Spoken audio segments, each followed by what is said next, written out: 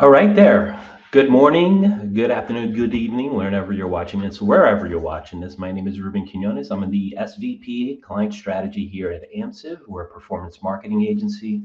And every 3 weeks, we are putting together a live stream, particularly around e-commerce and retail.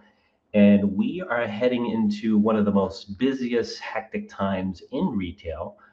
So we thought it would be great to actually have a conversation about what are the essential things to know going into the season in Q4. And I've got two of my some of my favorite people to actually have this conversation with, Ina Zeyger and AJ Magali. If you want to comment on LinkedIn, we're on LinkedIn, YouTube, and Facebook, or now they call Meta, I guess. You can comment there. We'll keep an eye on it. So today we're going to go over essentials going into Q4, but also talk about different personas and how to market to them as well. So my first guest is someone that I've known well over a decade and is now the SVP of digital media, Ina Zager. Hey, Ina, how are you? Hi, Ruben. How are you? I didn't see you there, and you can drop the S, just the VP of Oh, digital okay. media. Yeah. But So thank just you for the promotion. is that right? Did the way did I put it down there right? I just want to make sure. Sure, VP. it sure is. Okay. Really excited to have this conversation. For those of you that don't know me, hi, I'm Ina, and I oversee our digital media team. So anything paid search, paid social, programmatic, OTT, CTV. I can go on and on with the list of acronyms because there are so many, but really anything that you're putting media dollars behind. And I love e-commerce. It's the Super Bowl coming up of e-commerce. So this is a very exciting time, a very busy time, but so much fun if you're really living in the world of e-commerce, and also some late nights too. But really excited to have this conversation and talk to Ruben and then AJ as well.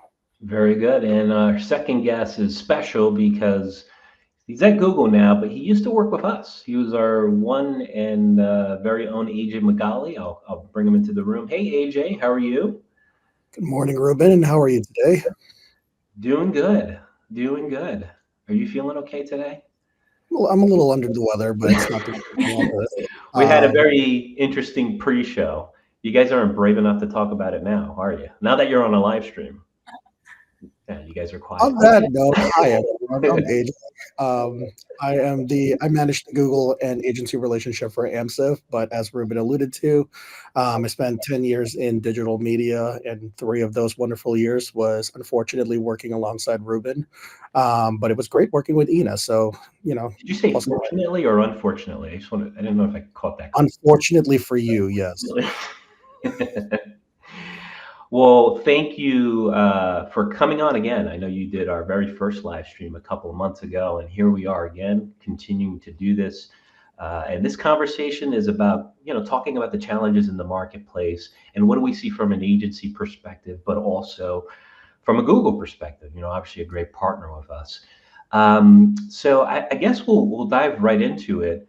Um, I guess going into Q4, what are kind of the elements that we need to be aware of that would be different, I guess, than prior years? Yeah, there's like 3 large themes that we kind of look at when it comes to the holidays this year. The first one, as evident through like the economy and things that are happening from a macroeconomic standpoint, interest rates are making it very, very difficult for Americans to purchase. There's a lot more financial stress. So from what I've seen, for example, people will be using credit more so than any time in the last 5 years when it comes to their holiday shopping. And that's going to put a lot of undue stress on the families that are trying to make things great during the holiday season. The Right. second part of that is we have 5 fewer days of shopping during the holidays this year. Thanksgiving, unfortunately, is a little bit later this year, though I feel like it kind of happens like every other year or so. This kind of thing happens, but you're facing a more condensed holiday season, and therefore there's a lot more pressure for retailers to really make it count with less days in the year. And then I don't know if you've noticed, but there's a really, really big thing happening in November um, around the election. So oftentimes what ends up happening during the holidays when companies shop around election years, people their attentions are a little bit more fragmented. They're, some of them could be thinking about the balance in our country and more so than like what I should be buying for Christmas. So it will delay some of the holiday shopping, but we do think that there's going to be an uptick in about a week or a week and a half after the election. Yeah, and I think we have a nice slide kind of showing the trend from 2020, right? That's obviously the last reference that we have versus last year that we'll certainly look at. So I guess with that, any thoughts on how that changes the trajectory of marketing to this group in general? It sure does. So one of the more impactful challenges with fewer days during the post cyber, I guess Monday, Friday, we all know that that whole time frame has been extended. It's sort of like Halloween right after Labor Day. Everybody's pushing candy corn the second that Labor Day ends. The Cyber Monday, Cyber Friday period is really more of a cyber month, maybe longer.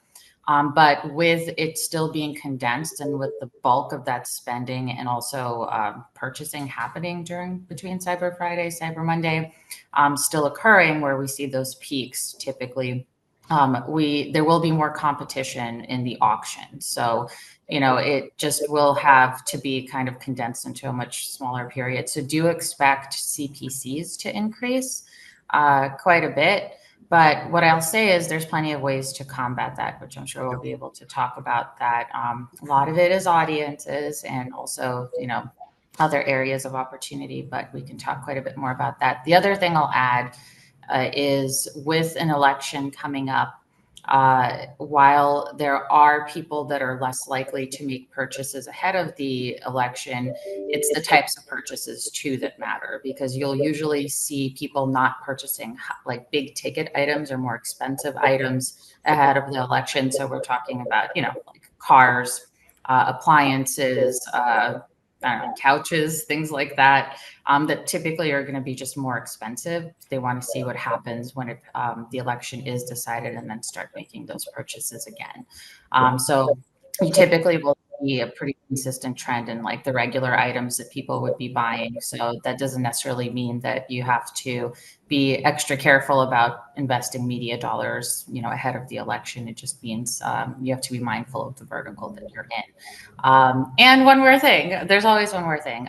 No, we talked a lot about the US, but with e-com, you have a lot of international clients. So there's different considerations, especially if you're advertising outside of the United States. We do see impacts of the US election, across the world in terms of purchase decisions, but obviously less so. So if you are an international e-com reseller, retailer, whatever you may be, brand, there's areas of opportunity there too, where we won't see the same sort of behaviors, and other shopping holidays as well to be mindful of, not just Cyber Monday and Black Friday. Yeah, and actually, I do. It was put that graphic up here as far as expectations, so that Adrian, correct me if I'm wrong. That blue line is the last election period. Yep. The average, and so the idea is that there will be a delayed spike, right? 7 to 9 days after voting day. Yeah, but it doesn't mean that like the consideration around that time doesn't make sense, because like as you probably all know that to get into the minds of people, to get them as part of their consideration set, you still need to market to a certain degree, but there will be a little bit of like a downturn around election times in terms of the actual shopping behaviors. But we do expect that to kind of grow, let's say like a week and a half after the election. So be ready with your promotions, be ready with any incentives that you might have during that time period. Yeah, very good. So I guess with that information in mind, you shared some slides with me as far as how Google thinks about Yeah. marketing to the different seasons. And you guys came up with these great personas. I'll put it up here, but maybe you can kind of give me some color as to, hey, why these individuals and where they fit in the different seasons. And then we'll do a deeper dive in each one of them as well. Yeah, totally. We can start off on the left. So, as the name suggests, it's very the deliberate users are the people who are purchasing at the very, very beginning of the holiday season. I'm admittedly one of those people because I really, really hate the mad rush of people going into the mall. I don't like waiting for things. I would rather get it over with as much as possible. But that being said, those types of folks shop early, but they always spread their purchases throughout the entirety of the October to November time period. Part of that is to like conserve like all the dollars that they currently have.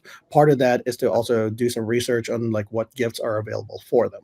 Once we get into like that cyber, like what we like to call in Google Cyber 12, that's when you really get your deal seeking motions. Like those folks are looking for any possible promotions that are out there. We found out that like 74% of folks last year during the holiday season chose what they purchased based on the best deal that they received. So this is a really, really great time to make sure that like all your promotions are available. Ina is one of those folks. And I will say, as a gift giver, Ina is amazing. So make sure that you try to fall into Ina's gift giving list once you get into the holidays. The next one is you have your determined folks, aka I like to call them, hey, my bad, I totally forgot it's the holidays and now I have to shop for everybody in my family. Ruben falls into that position. But that's your December. That's actually your December purchasers. Like one thing that's really standing out to me and looking at like all the statistics. So I kind of wrote this down. What I found out was the 12 days before Christmas generated $22 billion in actual spend per day.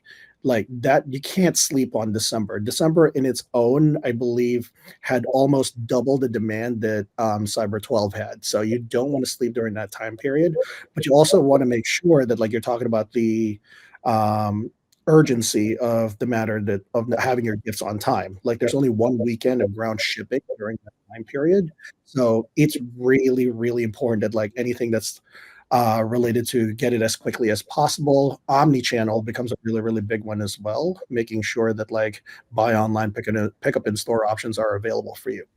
And then once you kind of end Christmas, this is when you get into the devoted time period. Going back to me a little bit, I saw like the holiday season, I kind of did some research of what kind of new brands I kind of want to try now that like, I've been shopping for other people. It's now time for me to stop shopping for myself. And that's where the devoted folks kind of start.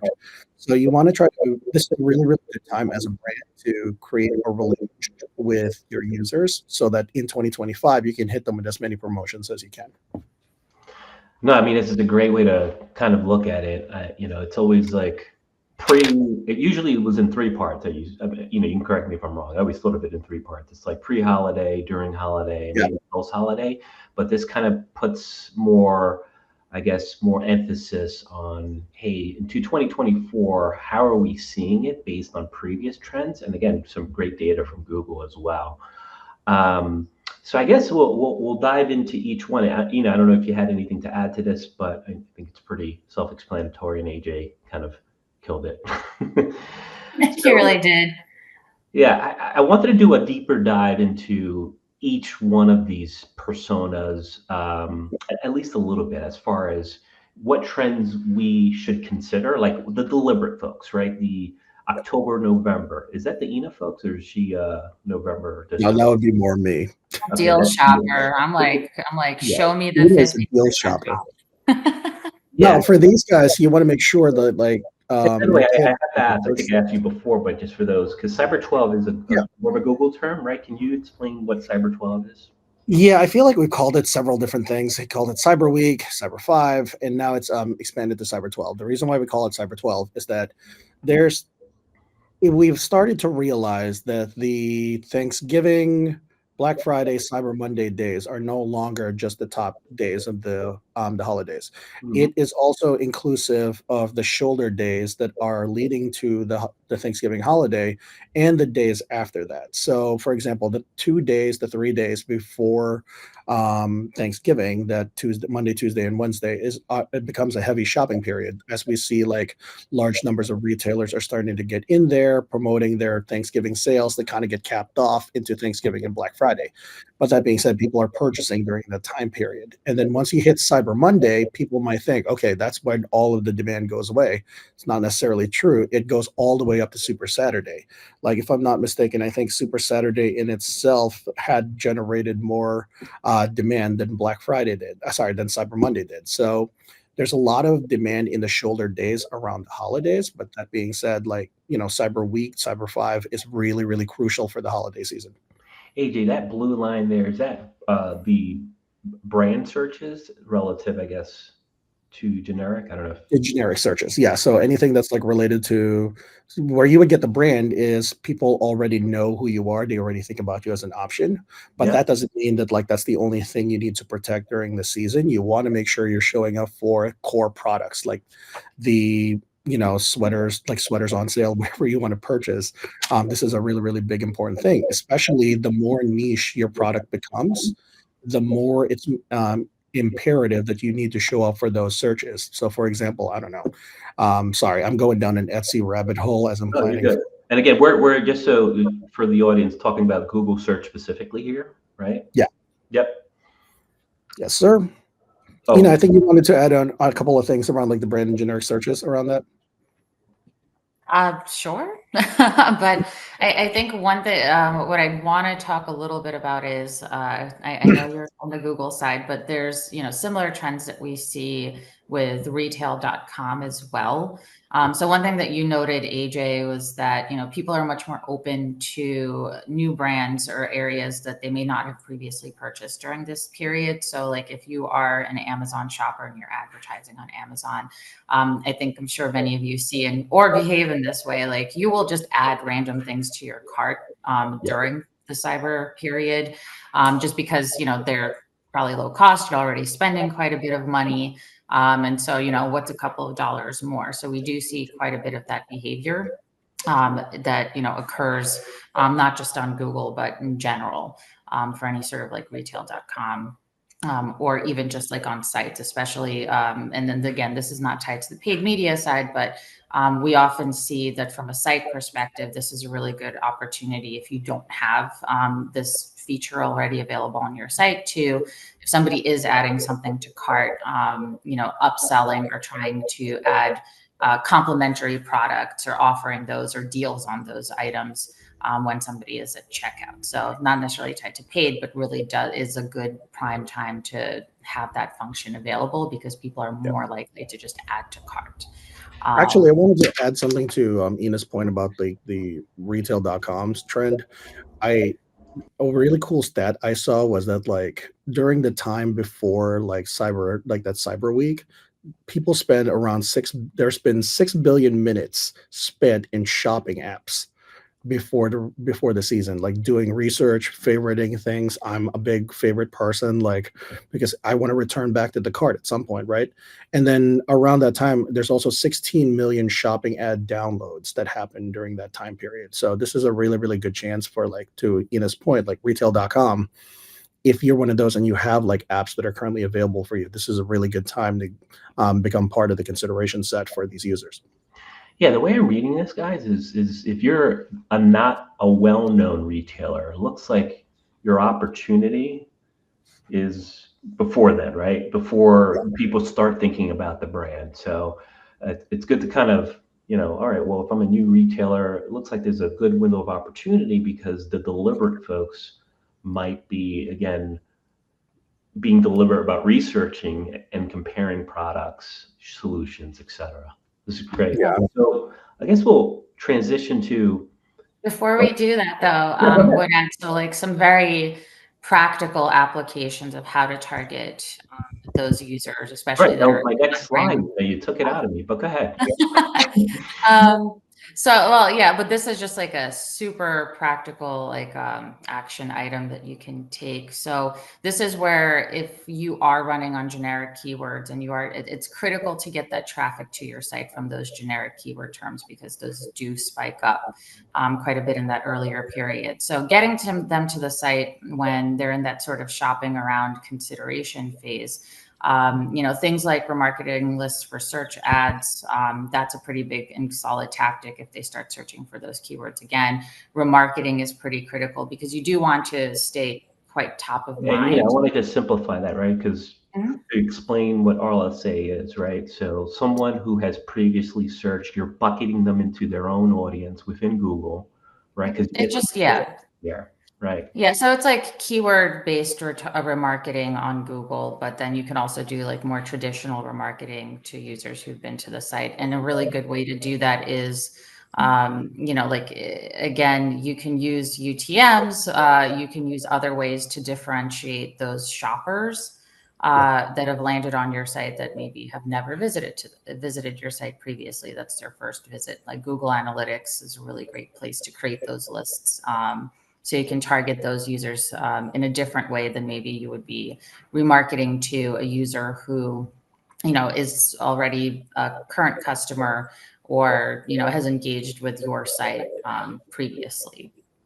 Right. So there's efficiencies there, number one, but number two, multiple touches with that audience as opposed to just broad-based marketing. So good stuff. Anything else to add here as far as marketing to the deliberate audience? I mean, there's a few bullets here. I just want to make sure you do this AI-powered video. Is that within the Google search platform or where like Google provides that? I believe that is getting available into the platform. I believe it was rolling out as a beta as like Google Marketing Live, but I can send some confirmation around that later. Yeah, but in general, I mean, just seeing how just the dysfunctions of creating for display are over the last few years in the platform are amazing. I mean, like you actually, not need a creative department, but it's evolved where you don't need, you can have stand-up creative to actually run display until you can actually get creative that you would want ideally. So it's Makes sense. not a barrier to be in the market essentially. Yep. All right, so that's the deliberate audience. How about this next audience, which is the deal-seeking audience? That is the ENA audience, right? And again, we talked about Cyber 12, but it's being led by digital. AJ, a little bit about this? Yeah. So what's great about the fact that it's being led by digital is that the stat that jumps into me is like 2/3 of the people who wanted to purchase something during the holiday season waited until promotions were available. A lot of them did their research during this time period. They spent like, I want to say like 20% of their spend was around this time period. So it's really, really important that you try to align. Like if you're a retailer, you want to align your promotions around this time period and about when the demand is. Because oftentimes I've seen some like a really good big pitfall that I've seen from some retailers is that they'll have promotions when the demand is not there to try to generate like false demand, whatever it might be. You want to try to align your promotion based on your protecting your margins. So when the demand is there, that's when you want to have the highest amount of promotion possible. That usually falls around like your Thanksgiving, Black Friday time period. But let's not forget about those torso days that are around them. Having like a blanket promotion that kind of either goes up and down depending on the day is really, really important. I'm sure Ina, you probably tested something very similar from a creative standpoint on some of your search ads as well as digital media campaigns. She nods approval. I know, that's an affirmative. I'm very, looking at this chart, I'm surprised to see that 3 days, is that 3 days after Cyber Monday, a dip in store? That's interesting to see. So it's like this heavier reliance on, leading digitally in marketing. Very interesting. So there's also the convenience factor to that, right? Like a lot of people, like, for example, myself, I hate going to shopping malls. It's nothing against going to a brick and mortar. I just don't want to be stuck in a rush of people. I hate having to deal with traffic. I hate having to find parking and all of that. So there's a certain level of convenience that comes to that. You want to, I think that's when the promotions are available, like even as little as like free shipping or something along those lines, anything that increases the convenience for the user and as well tied to a very, very strong promotion, people will gravitate towards that. And, hopefully they'll buy from your store more than the next guy. So I think this next slide kind of talks about, the 3-year average, right? So for this particular audience, What is this telling us, right? Yeah, so this is telling us that like if you're a retailer, I alluded to this earlier, your promotional point of view should be aligned with where the demand is. So, for example, in this specific case, Black Friday, Cyber Monday, as the biggest shopping days of the year should have the highest level of discounts. But as you see, there's like a tiered strategy when it comes to this. Like going into early November, you start providing some like a certain level of promotion to try to ease people into wanting to purchase. A lot of people call it their like pre-Black Friday sale or like extended Black Friday sale, whatever it might be.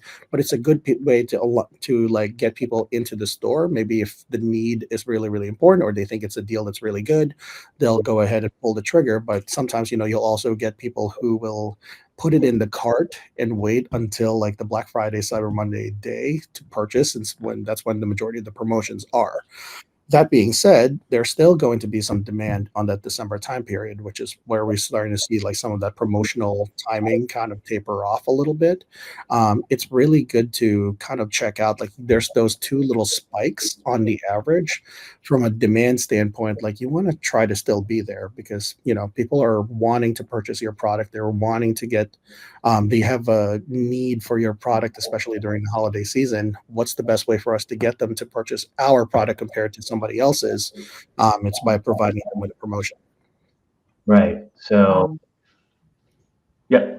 Sorry. Yeah, and I definitely want to add to that because, like, I think I work with a number of clients currently over the years who also are a little bit averse to having heavy promotions or just really don't want to undervalue the brand with promotions, and work with the ones that are like always on sale versus the ones who never want to be on sale. So there's also ways to handle that from to make sure that you're keeping your average order value on the higher side, because I think the more we discount, like you start seeing people buying fewer products or buying the one thing or maybe buying multiple things. But, you're trying to essentially put yourself in a position where the amount that you're discounting is not going to drop your return on ad spend too aggressively or your average order value. So just promotions that can be very effective to keep your average order value up and have that balance. Like a buy more, save more type of promotion is very effective. Or having like a minimum level of spend to get a certain promotion really does help and still incentivize people to purchase. They still get an offer, but it really can offset some of the discounts that you may be putting out to customers. So that's one way to really like not decrease your return on ad spend, even though you're getting quite a few more orders coming out of it. I put this one up Yeah. right because we're talking about, spending and shifting and spending. Go ahead. Yeah.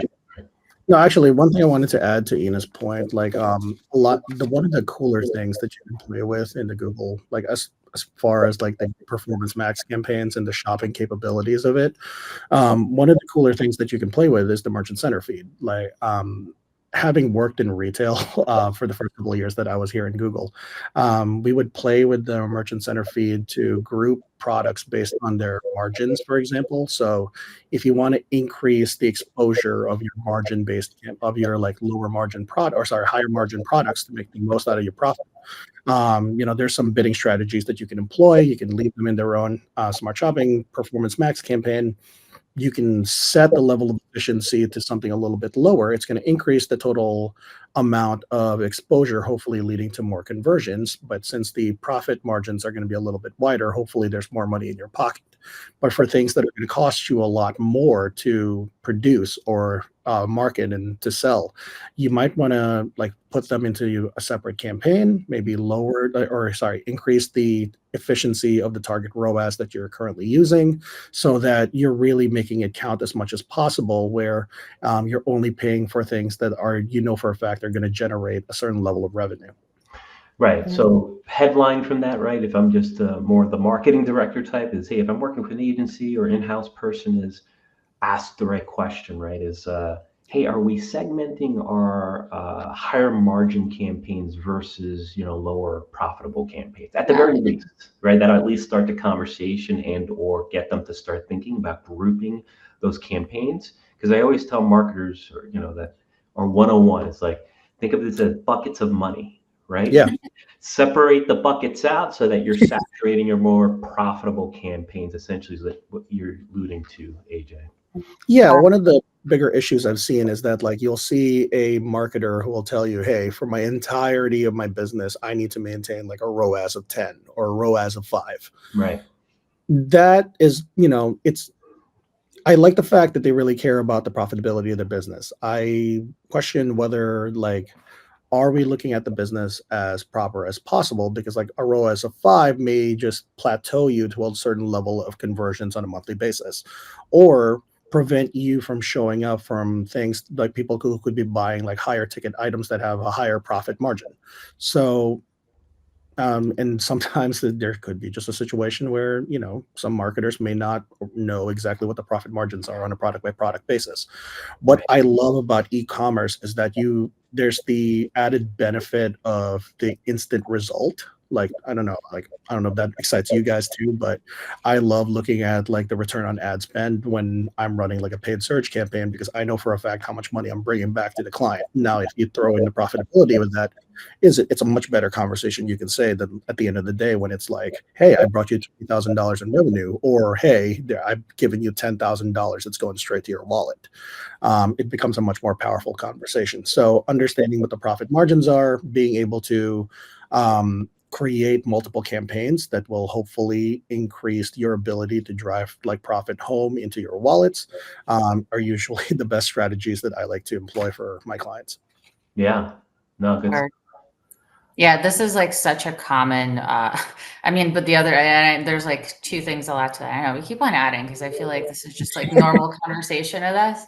To AJ's point, like the profit margin is pretty critical. Like what I see structurally, especially more recently, like auditing accounts and, inheriting sort of structures that have existed for a long time is typically I'll see clients have just category-based groupings, whether it's PMAX or whether it's shopping campaigns. So they'll just do like, okay, here's this specific product category. All of my products are in there. There's assumptions that because it's the same type of product, that they're all going to have the same profit margin, but that's not always the case.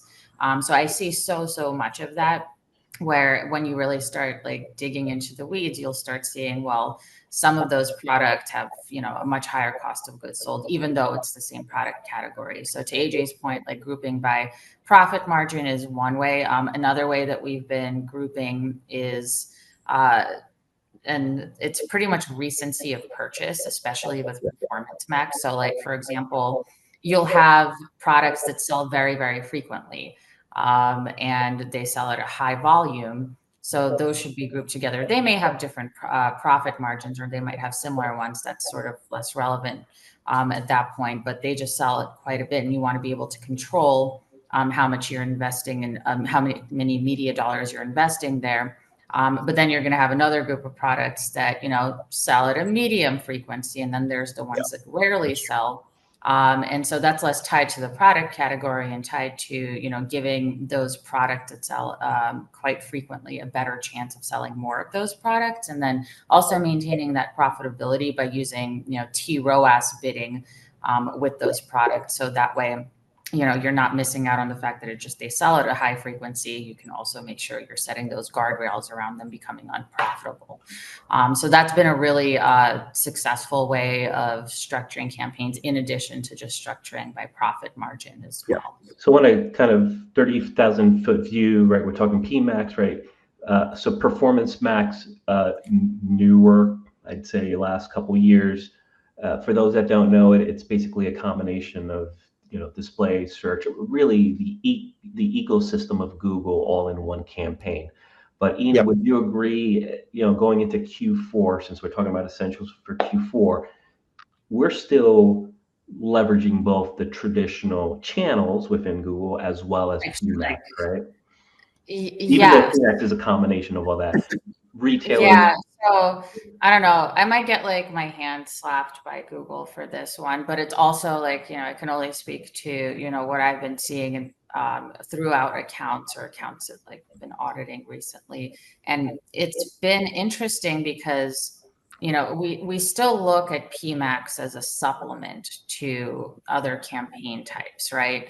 Not a replacement. And so I've been seeing a lot of accounts that have, traditional paid search campaigns, and they've sunsetted shopping campaigns, or maybe they're only running one shopping campaign, and then everything else has been replaced with PMAX. I am totally aligned that like advertisers, brands should be testing PMAX and should be using it.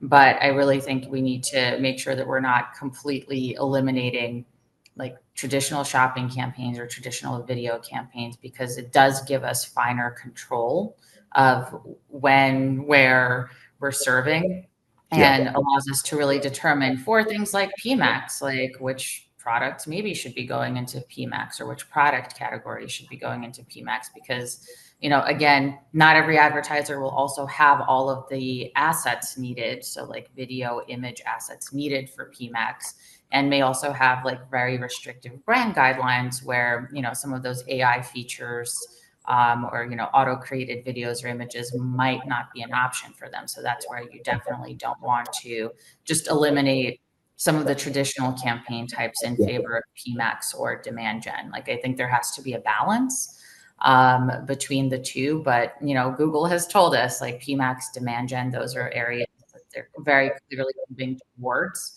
But don't ignore the traditional campaigns. They're quite useful. And again, it should be used as the primary, and PMAX, demand gen as a supplement. They have different goals. Yeah. Sorry, AJ, go ahead. No, I was going to say, like a model on that one. No, I'm just kidding. Ina's right. For me, to give like a say that to give like a sports analogy in this situation, I like to think of paid search as your first, second, and third baseman. PMAX is your outfield. They're outfielders. They're there to catch anything that your traditional paid search campaigns are designed. It's designed to work in accordance to your brand search campaigns, your generic search campaigns, because at the end of the day, you still have a better idea what your product is, who's buying your product. Like, hopefully there's a lot of like psychological points of view that you have as a marketer to understand. Here, this is the kinds of queries that are driving the searches for my product. Here is the mindset of the people that are currently going after my product. And then you can even stress the importance of brand. You want to make sure that you're still as fortified as possible when it comes to brand search. That being said, you're not going to be able to catch every single keyword out there. There are like 100,000 new keywords on a daily basis every single day that gets created. And that's where like Performance Max kind of falls in. We're here to make sure that those types of terms are not avoided. Like, did they eat that cats and dogs surge this week? Wow, you really did go for it. Wow.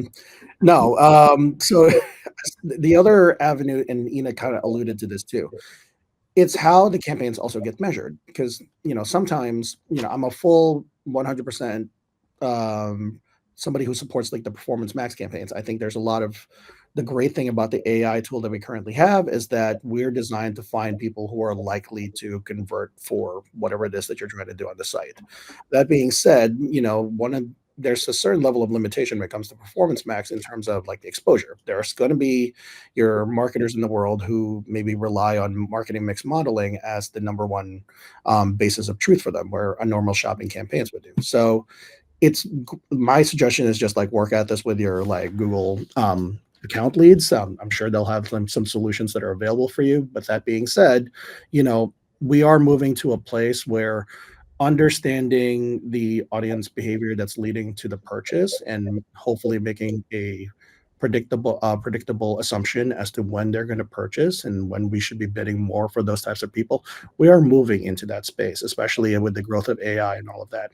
So that's what like things like Performance Max is trying to take care of. At some point, demand gen, the great thing about demand gen right now is that you can still control the audiences you're going after.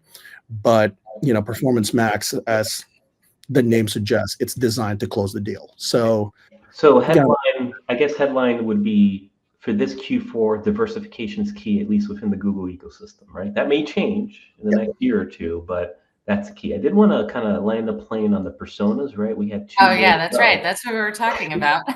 So what do we need to know about the determined audience? This is I think my audience.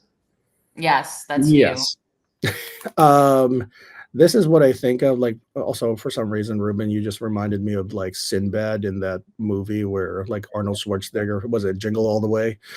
Just reminded me of that for some reason as we talk about the determined audiences. No, what I want to say about determined audiences is that you cannot close the gap on December. December is still by far a very, very important time period, because exactly like people like Ruben who don't want to who don't want to do any research or get prepared before Christmas is ready, you want to make sure that you're capturing those users as well. Like for example, shopper spend in December is actually almost double than what it is on Cyber 12. There's a lot of demand currently generated for this. Though the one downside is that you really have one less shipping weekend that's available in December because it's a later time of the year. So you're going to see a lot of omni-channel strategies kind of go into play. There's, especially in the 5 days before the holidays, you want to make sure that if you have the ability to buy online, pick up in store, provide an omni-channel experience, this is the right time to do that. There's a certain level of convenience to it. There's a certain level of promotion that's available to it. But most importantly, the person is getting the product that they're looking for before Christmas. So they have time to wrap the presents, or if you're Ruben, you'll just buy like a ribbon that you'll just put on top of the product, and then here you go. Merry Christmas, kids. Or disappoint my families, then. Either or. All right. We'll add, well, Ruben used to have people that helped him buy all of those things, but now he's a lone wolf. He's all alone. All alone. He has to figure it out on his own. What do you know about the DLC? Oh, I'm sorry.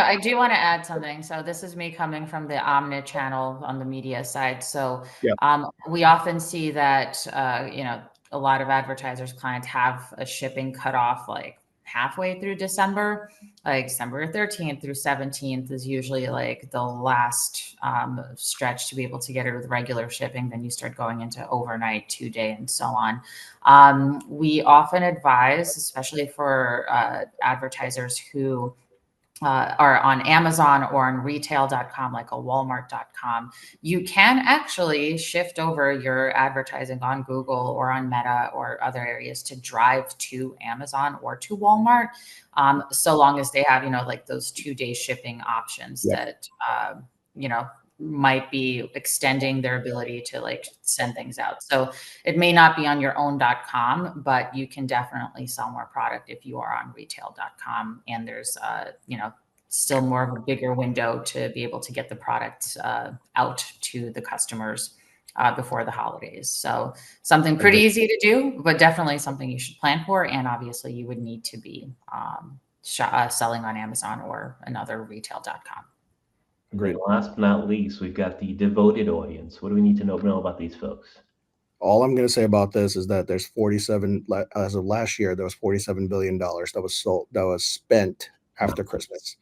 Part of that is you could be looking for your New Year Eve outfit, or whatever that may look like. Part of that is that you're trying to make like a large purchase after the holidays. Maybe there's some things that are left over from an inventory standpoint that you want to get. A large number of like high ticket items. This is usually where it happens. Like appliances are a really, really big one for this. Gym equipment, always a big one, because as you're trying to get into the new year, new you type attitude, this kind of falls into that as well. But this is also a really, really good opportunity for advertisers to create a relationship with their clients. This is the time when you want to build, hey, here's some promotions that we have available for you. Check out our products. If you think our product is going to be really, really good for you, send them, put them in an email list, make sure that you're marketing to them over and over again so that you can get that lifetime value. But this is the best time to kind of do it.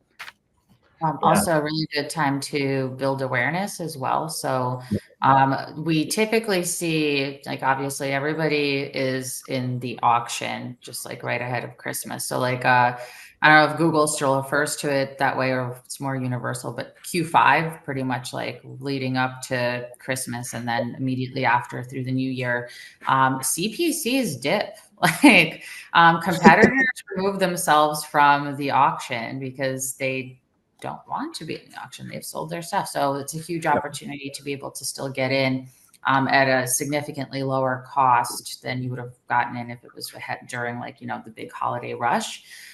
So that's a big area of opportunity for brand awareness efforts. And to AJ's point, like retargeting, building that relationship. One thing I'd also add is for international, it doesn't really end. We have like Boxing Day on the 26th of December. Yep. You also have large swaths of people and populations that it's not just Christmas. So like, I'll give you an example for me. I'm Eastern European. We exchange gifts on New Year's Day and have been doing that. So there's going to be some of those last minute shoppers that are going to be trying to find gifts for New Year's Day. And then, like further down in January for, other groups. So there's still plenty of areas of opportunity, not just with, like the traditional sort of Christmas shopping timeframe. But I would say, Jamie, it looks like this probably more favors the branded retailers, right? So if I'm going to spend money as a retailer that's not well known, maybe this is not as relevant. Maybe the first audience, right, might be make sense. This might be a really good opportunity for you to like create people who visited your site but didn't convert, because you never want to close the door on somebody who could potentially purchase with you. So this is being mindful of your audience strategy and how you choose to remarket to them based on promotions.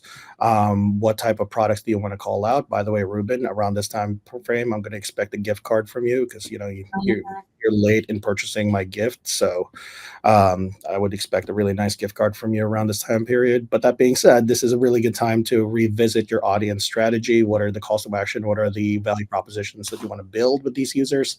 I wouldn't necessarily close the door for this for like a smaller brand. Yeah. And I guess to kind of wrap this all up, maybe this. Wait, I got one though. I got one more. Yeah. So I want to wrap up something around like holistically around all of the audiences. So if you haven't done so yet for this holiday season, might be a really good opportunity for advertisers to do this for, I guess, next year. But or if you have email lists or anything of the sort, one really effective way to sort of segment these users or these types of shoppers is you can build audience lists based on when people have purchased. So like we went through these, different shopper personas. You can go back in GA4, you can go back into your email lists and find people who were early purchasers ahead of like Black Friday, Cyber Monday. Create a list of those users, create a list of shoppers, purchasers who shopped only during Black Friday, Cyber Monday, then create a list of those that shopped afterwards for up until like the Christmas shipping cutoff deadline, and those that shopped, after Christmas, after, like the main holiday push. And it's a great opportunity to pass those audiences into Google Ads, into Meta, into any sort of like CTV, OTT programmatic platform, and build lookalike audiences off of those users. So then that way you'll be able to leverage those because hopefully, fingers crossed, I know it's still a little bit black box with, how those are determined, and your audiences are large enough, they'll have similar enough characteristics, and then you can, essentially find people who are more likely to purchase during those timeframes and analyze the differences in their behavior. So if you have email lists, if you have purchaser data, great opportunity to do that now. You can also do that from a pixel-based basis, but obviously you'd have to do that for this upcoming one if you haven't done it yet, and then to use it the following year. So that's how we typically like to at least define some of those audiences and how their behaviors change. The shopping period. Good stuff. And I have a wrap up, I guess, for all of these audiences, right? is how we should be thinking about each audience, and between researching when they're spending. AJ, is there a good wrap up to this verbally? It's about timing. Most of these audiences are based on like the time period that they're going, but I feel like Ina alluded to this earlier. Holiday season starts earlier and earlier every year.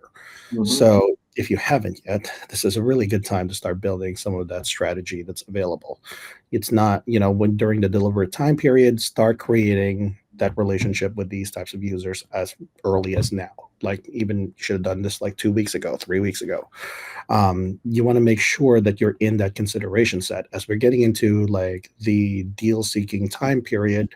Provide previews of what your sales are going to look like. You won't, entice them with promotions and all of that in the time period leading into the holidays. And then as we get into the determined / the December time period, be mindful that there is still a decent amount of demand during that. And we're working on a much more condensed holiday period, so be wary of like the promotions that you're currently providing during then, the offers that are available, and then once you exit December, capitalize on the loyalty demand that you're getting. Good stuff. Yeah.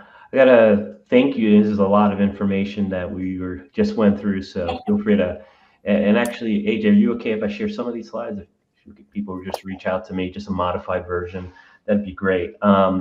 So want to wish you guys a lot of success going into Q4. We'll be doing this again in 3 weeks, not with AJ, but probably in a few months. Thank you, AJ. I appreciate it. I guess, Ina, did you come in first? I forget. Sure. Yeah. Any parting thoughts before I let you go? Can't wait for eCom. It's the Super Bowl. It's super fun. I don't know. I love it. It's like seeing all the conversions roll in is so exciting. And I'm really excited to work on our clients and meet more people in the eCom space. Feel free to reach out and ask if you have any questions or you want to pick one of our brains. That's it. That's my statement. All right. Thank you, Ina. AJ? I'm really looking forward to the holiday this year. I hope that everybody stays safe during this time period, but also be able to spend some time with their family and the people that they love. And Ruben, I wanted to thank you for having me as well. And you are single-handedly bringing back the Jerry curl look from 1985. So I like it. Thank you, AJ. Appreciate it. All right, we have another one in the books. So hopefully that was insightful. A lot of information there. So feel free to play that back. Reach out to me if you want the slides. But guys, we have another great one coming up in 3 weeks. Again, all around retail and e-commerce. We're going to be talking about CRL secrets for e-commerce. And actually might do it on anyone who reaches out to me. We might take your website. If you guys are interested, you can reach out to me and we will not tear it apart, but we'll certainly look at it and from an objective perspective and talk about how you can make some tweaks to optimize for conversions, whether it's a PDP or a checkout. So don't miss that one out. Go to our LinkedIn page or follow us on the Amsive LinkedIn or Facebook or just in general. I'm sure you'll see this coming out on October 4th. So that event is already up. You can go and click attend. You don't have to register. You just put it on your calendar. You'll be good to go. I want to thank you for your time and that you've spent with us learning like I've been learning about some Q4 essentials. With that said, I want to wish you a good morning, good afternoon, good evening, whenever you're watching this, wherever you're watching this, and I'll see you next time.